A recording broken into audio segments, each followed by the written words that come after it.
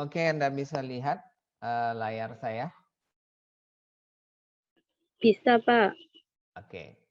Nah, formatting data. Apa yang perlu diformat di sini? Sebagian besar mungkin sudah tahu dari shortcut key karena sudah saya perkenalkan minggu kemarin. Format font mungkin. Kalau seandainya Anda ingin mengganti font, mengganti huruf, di sini kan ada ya. Saya rasa Anda sudah biasa menggunakan ini. Ada font di sini.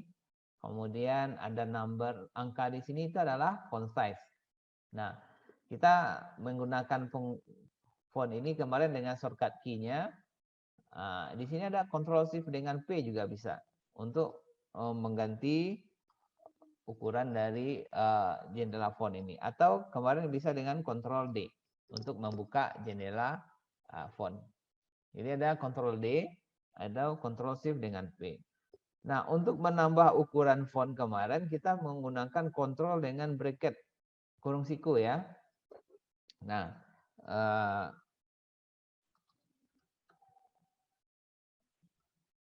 seperti ini. Ini saya blok. Nah, sekarang saya tidak mengklik ini. Saya tidak lakukan di sini. Kalau ini kan bisa nambah juga ya. Ini menambah ukuran font. Dengan shortcut key kemarin kita sudah bahas dengan kontrol dengan kurung siku.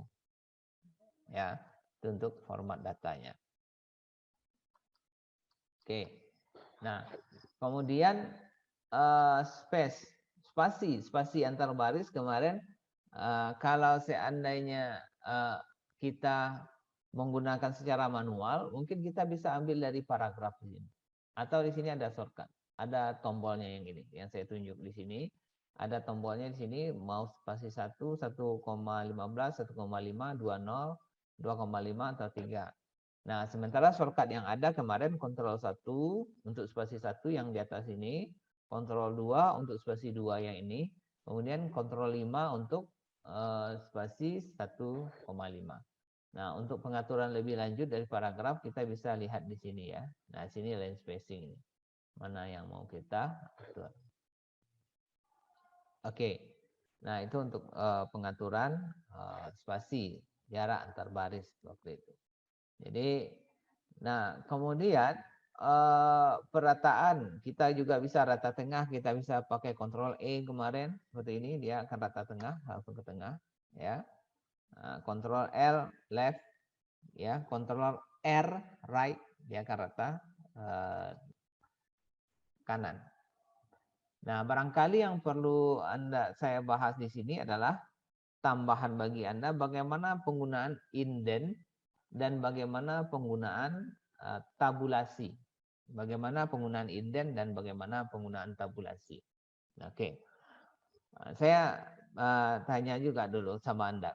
Anda pernah enggak mungkin di kegiatan Karang Taruna di kampungnya disuruh mengetikkan proposalnya.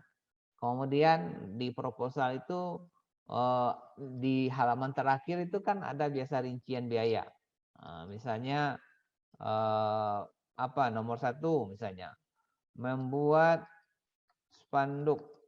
Kemudian bagaimana ke sampingnya Anda geser-geser dengan spasi seperti ini. Kemudian Anda tekan RP, kemudian Anda spasi lagi, Anda buat 200, kemudian Anda titik, Anda buat lagi, kemudian Anda buat seperti ini. Yang kedua mungkin membuat laporan. Ini contoh Anda spasi lagi seperti itu. Anda tekan spasi banyak-banyak. Spasi banyak-banyak. Oke. Kemudian ini Anda spasi lagi.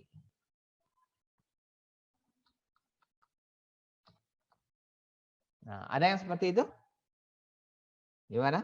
Ada yang pernah di kampungnya, di tempatnya bekerja sebagai aktif sebagai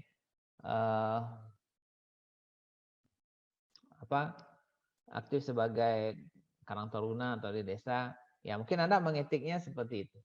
Nah, yang salah dari sini sebenarnya itu pengetikan yang dilakukan secara manual. Nah, pengetikan seperti ini kita sebut saja ini model konvensional itu sangat lama sekali, ya. Jadi yang akibatnya apa? Pengetikan kita juga tidak rapi. Nah, Anda lihat di sini susah sekali untuk menyetarakannya. Sejajar dia. Kalau kelebih nanti harus tekan delete atau spasi atau ditambah spasinya. Nah, pengetikan yang baik itu kita menggunakan adanya tabulasi. Tabulasi. Ya, atau menggunakan tombol jarak ya. Nah, tabulasi itu di mana dia di sini? Ini dia. Anda lihat di sini di ruler antara pertemuan antara ruler di start vertikal dan horizontal di sudut ini ada siku ya, seperti itu, seperti yang Anda lihat sekarang. Nah, yang Anda lihat di sini sekarang itu namanya adalah left tab itu namanya. Apa itu left tab? Left tab itu adalah tabulasi rata kiri. Dia bisa diganti. Kalau saya klik di sini, Anda lihat ke sudut kanan atas dekat kursor saya di sini. Anda lihat di situ, dia berubah ya. Bentuk yang seperti itu sekarang, ya, bentuk yang seperti yang Anda nampak sekarang itu namanya adalah center tab. Atau ini tabulasi rata kanan, rata tengah, jadi ya tengah. Nah, ini besarkan ya biar nampak bagi Anda. Oke, kalau saya ganti lagi ini, nah bentuknya kurung siku juga, tapi menghadapnya berbeda, berbalik arah dengan left tab tadi. Itu namanya adalah right tab. Atau kita sebut ini dengan nama tabulasi rata kanan. Ya, jadi ada left tab, center tab, ada right tab. Ada tabulasi rata kiri, tabulasi rata tengah, tabulasi rata kanan. Nah, satu lagi, ini namanya yang seperti ini sama dengan seperti tabulasi rata tengah tadi atau center tab, tapi di situ ada semacam titik. Nah, itu namanya adalah decimal tab. Tabulasi pengetikan angka desimal. Nah, ini kita lihat masing-masing apa fungsinya dari situ. Nah, ya. Anda lihat di sini saya besarkan layarnya. Saya pertama pakai dulu yang left tab. Misalnya left tab ini saya letakkan di angka 2. Anda lihat, tinggal klik aja di angka 2. Anda lihat di situ sudah muncul tabulasi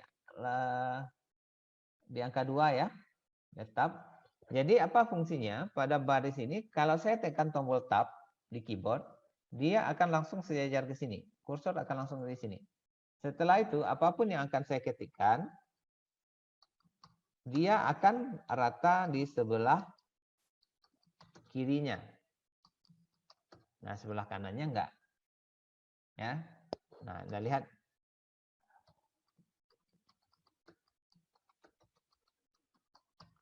Nah, jadi di antara 3 baris yang saya ketik ini di pinggirnya ini setelah dari pinggir saya tekan tab, dia akan langsung menuju titik ini. Anda lihat sekarang pengetikannya dia jadi rata di sebelah kiri. Nah, ya, ini saya tarik ke bawah. Saya hilangkan lagi. Di angka saya ganti ya. Sekarang saya ganti dengan center tab. Center tab yang bentuknya seperti ini, saya letakkan di angka 6. Saya lihat. Pada baris ini saya tekan tombol tab yang ada di keyboard. Ya, Anda lihat dia akan menuju titik ini semuanya. Nah, saya buat ketikan sebuah data, dia akan mengambil angka 6 ini sebagai titik tengahnya. Ya. Coba saya enter, saya tekan tab lagi. Saya ketikkan. Anda lihat dia tetap mengambil angka 6 ini sebagai titik tengahnya. Nah, ini yang dinamakan dengan tabulasi rata tengah. Oke. Nah, kalau udah terlanjur diketik seperti ini, sebenarnya nggak masalah juga. Pergi aja ke awalnya, tekan tombol tab di sini. karena ada tanda tabulasi di sini, dia akan langsung mengarah ke sana. Jadi ketikkan lagi, ya ketikkan lagi, semuanya akan pergi ke rata tengah. Oke ya. Nah, saya hapus lagi ini. Oke, saya ganti sekarang. Saya letakkan di angka 10. Yang saya pakai sekarang namanya adalah right tab. Kalau tombol tab saya tekan, dia akan langsung menuju angka 10 ini, sejajar di sini. Tetapi semua pengetikan nanti akan bergerak ke arah kiri. Karena dia mengambil titik ini sebagai perataan di sebelah kanannya. Anda lihat ketikan saya. Pada baris kedua. Anda lihat. Ya. Kemudian ini sudah saya ketik, tapi di awal tidak saya tekan tab tadi. Belakangan juga boleh. Saya tekan tab. Nah, Anda lihat. Ya, ini bisa nampak di sini. Ini tabulasi rata kiri tadi. Apapun yang ditekan setelah tombol tab ditekan. Nah, dia akan mengambil titik ini sebagai titik perataannya. Nah, ini rata kiri, rata tengah, ini rata kanan. Kemudian satu lagi tadi, saya hapus nanti di 10 ini sini. Saya letakkan di angka 7 sekarang ya. Saya ganti menjadi desimal tab. Di angka 14 lah saya letakkan. Ya, itu yang terpakai itu adalah angka desimal. Oke. Apa yang terjadi di sini? Saya coba tekan tab. Saya tekan 1000. Saya tekan koma. Terus saya ulangi kalau belum paham ya. Saya ulangi lagi. Saya tekan tab, dia langsung mengarah ke bagian desimal tab. Saya tekan angka 1, angka titik, kemudian 000. Anda perhatikan semua angka dia akan bergerak ke arah kiri. Ya, saya tekan titik lagi 000, tetap bergerak ke arah kiri. Tetapi setelah saya tekan koma di sini, kemudian saya tekan koma 00, dia akan bergerak ke arah kanan. Ya, saya enter. Saya coba lagi mengetik di sini. Ya, saya enter, saya tekan ya. Saya ketik 950.000. Seperti itu. Saya tekan koma, baru dia bergerak. Jadi kalau dengan tab left tab tadi, setelah tab itu pergerakan font yang diketik atau abjad yang diketik itu adalah ke arah kiri. Kalau dengan rata tengah, pergerakan font yang diketik itu tengah-tengah ya, menyebar ke kiri dan kanan. Kalau di rata kanan, right tab, font atau huruf karakter yang diketik ini dia akan bergerak ke arah kiri.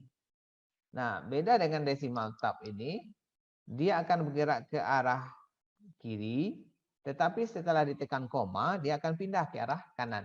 Nah, dia akan menunjukkan angka koma itu, dia akan menunjukkan koma itu sebagai titik tengahnya. Ya, sebagai titik tengahnya. Nah, ini 3 buah tabulasi yang ada di Microsoft Word. Ini mungkin umum Anda gunakan ya. Nah, kemudian di ketiga tabulasi ini bagaimana cara memanfaatkannya? Nah, boleh tidak digabung dalam satu mistar tabulasinya banyak-banyak? Ya boleh saja. Boleh saja. Misalnya saya buat di sini ya. Saya buat seperti laporan keuangan tadi. Nah, di awalnya di sini nggak ada tabulasi ya. Kemudian di angka 11 saya buat left tab di sini. Saya tambahkan left tab. Kemudian di angka 15 saya letakkan di sini desimal tab. Jadi ada 2 di sini ya. Di angka 11 ada left tab, di angka 15 ada desimal tab. Nah, saya ketikkan seperti tadi. Pembuatan spanduk seperti itu ya. Saya tekan tab. Nah, RP di situ ya. Saya tekan tab lagi. Spanduk misalnya 200.00 baru koma 00. Nah, itu. Berarti pembuatan spanduk ada 200.000. Kemudian biaya pembuatan laporan. Tekan RP titik. Nah, oke ya. Berapa tadi? 75 maksudnya ribu ya. Nah, 0,00. Nah, kemudian biaya tak terduga. Nah, ini situ. Terduga ya. Nah, Anda lihat, saya tekan tab, dia akan sejajar dengan di sini. Saya tekan RP, saya tekan tab lagi.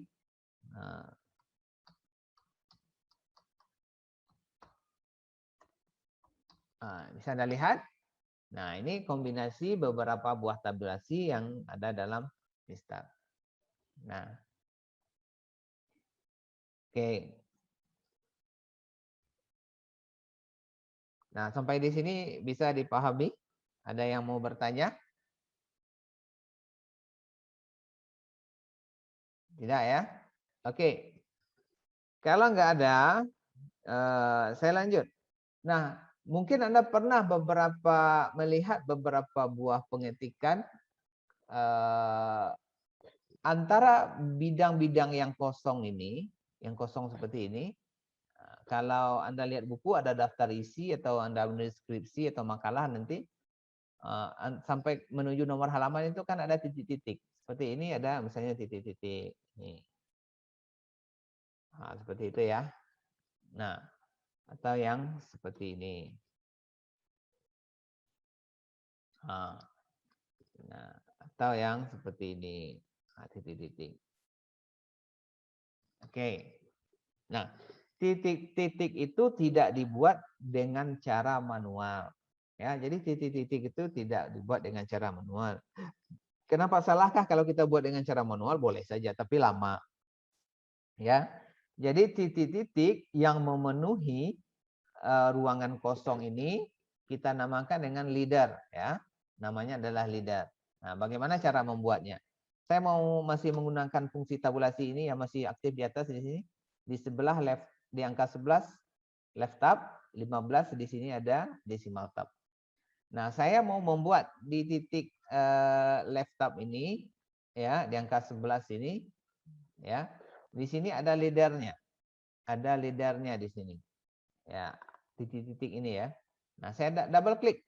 Double kliknya jangan melenceng ya, harus pas di tabulasi yang ada di angka 11 ini. Nah, double klik.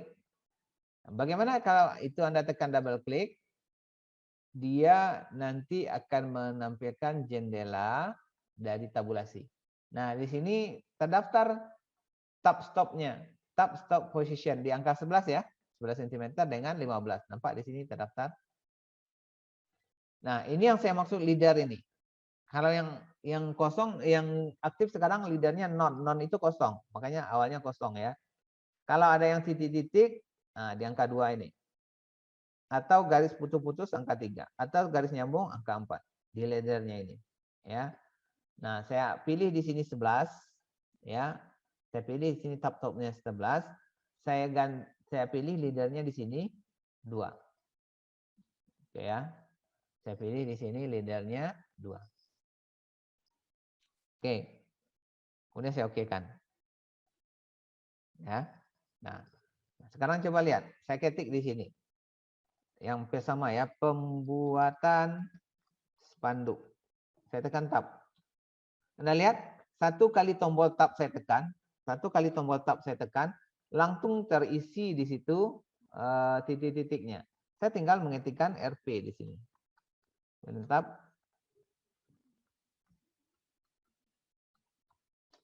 Oke, 00 ya. Kemudian tambah lagi biaya pembuatan laporan. Tab. Nah, saya tekan RP di sini 75, nah, jadi titik-titik ini kita namakan dengan leader ya, leader itu namanya. Oke.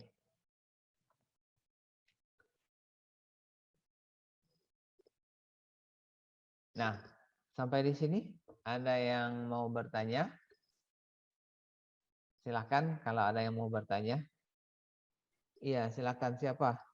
Dinda Putri Dewi Hareva. Iya, Pak. Tadi saya kurang memperhatikan, Pak, di mana membuka font untuk memasukkan angka-angka di leader tadi itu, Pak. Oke. Mengaktif, mungkin saya pertegas, perjelas pertanyaannya. Mungkin bagaimana cara membuka jendela tab tadi? Bukan? Iya. Iya, Pak. Oke. Saya share screen dulu ya.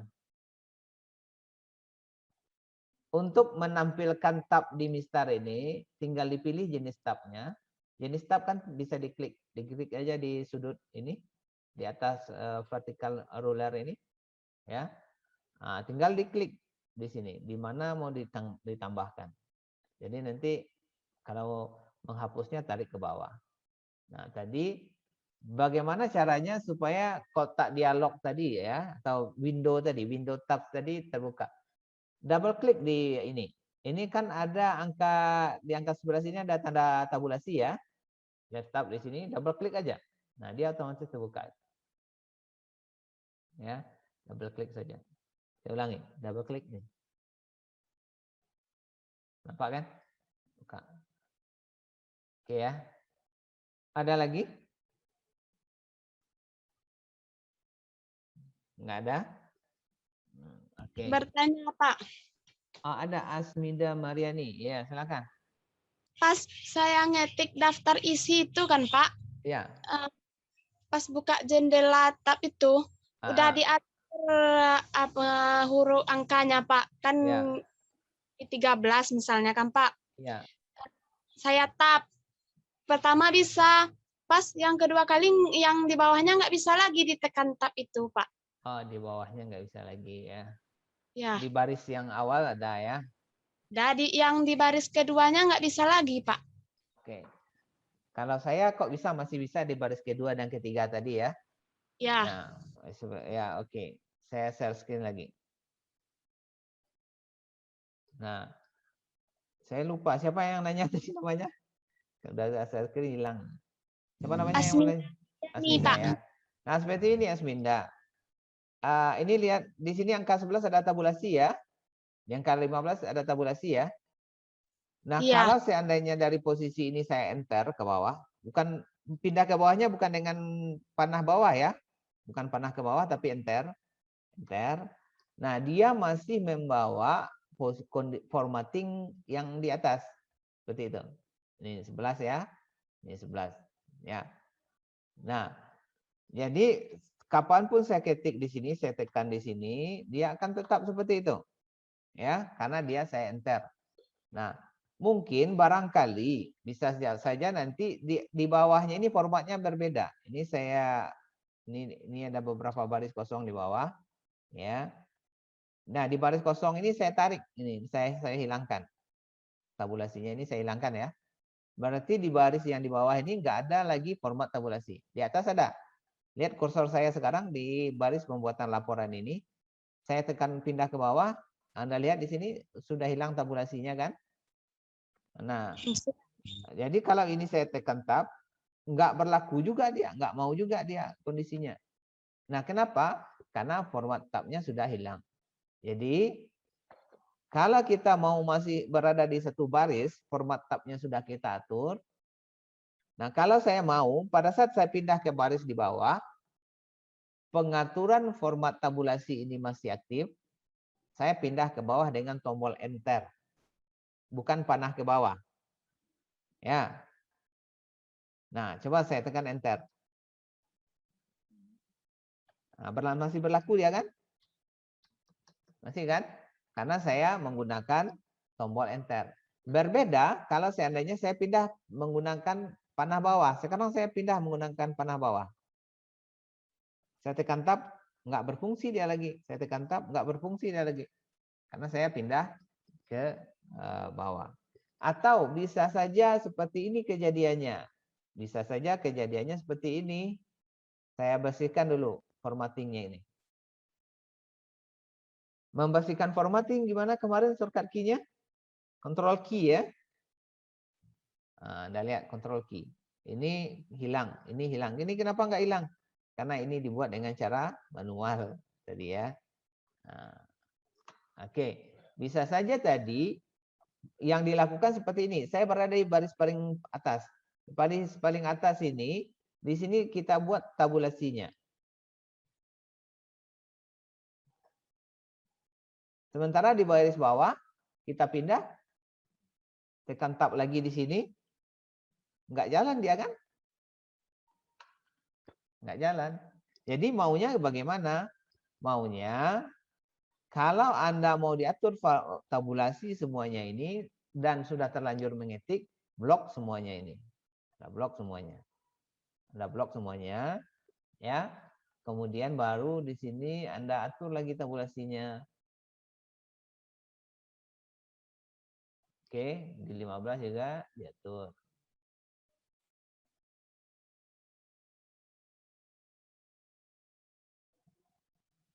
Nah, rapi dia kan. Artinya apa? Pengaturan formatnya ini berlaku di areal yang di blok. Nah, gitu ya. Nah, jadi kalau nggak seperti itu, ada lagi cara lainnya. Ada lagi cara lain. Cara itu banyak di sini. Misalnya Anda terlanjur, ini udah diketik ya. Udah diketik. Nah, kemudian formatnya, pengaturan formatnya ini, oke ya. Anda cuma buat di baris pertama. Saya coba, di 15 saya letakkan di sini, decimal tab. Sementara di angka 11 juga saya letakkan tab. Nah, ini yang saya atur cuma baris ini. Ya, baris ini. Yang saya atur cuma baris ini. Baris bawah, apakah diatur lagi manual? Nah, kan lama kerjanya ya. Kalau cuma data segini kan nggak terlalu lama ya, cuma 5 baris. Kalau banyak dia lama juga. Nah, jadi kalau formatnya sudah benar di atas, nah ada lagi cara yang gampangnya itu menggunakan format painter. Format painter ini apa? Artinya mengcopy format. Yang dicopy bukan naskah sekarang, tapi formatnya. Dengan format painter. Caranya nih, boleh blok aja ini. Di sini di dekat paste ini ada format painter kan? Cut, copy, paste, paste. Ada format painter ya. Nah, ini shortcut key-nya ada Ctrl Shift C, Ctrl Shift V. Nah, berarti ada tambahan lagi shortcut key kita itu nanti. Atau klik ini. Ya. Klik format painter, saya klik ini. Nah, kursornya ganti menjadi gambar kuas seperti itu. Nah, itu tinggal diblokkan di areal yang mau disamakan formatnya. Nah, dia langsung. Ya, saya ulangi lagi. Jadi menggunakan format painter, format yang benar cukup digunakan di baris paling atas saja, yang benar. Kemudian copy formatnya dengan cara mengklik icon format painter atau shortcut key-nya Ctrl Shift C. Ya. Nah, ini kemudian di blok. Oke, bisa? Itu format painter namanya. Shortcut key-nya Ctrl Shift C dengan Ctrl Shift V. Ya. Coba ini saya blok. Tekan di sini Ctrl Shift C, kemudian blok ini, tekan Ctrl Shift V. Ya, shortcut key-nya. Kalau nggak ada mouse, Ctrl Shift C dengan Ctrl Shift V. Nah, ini ya yang jawaban dari pertanyaan tadi. Masih ada lagi? Terima kasih, Pak. Oke, paham ya? Paham, Pak.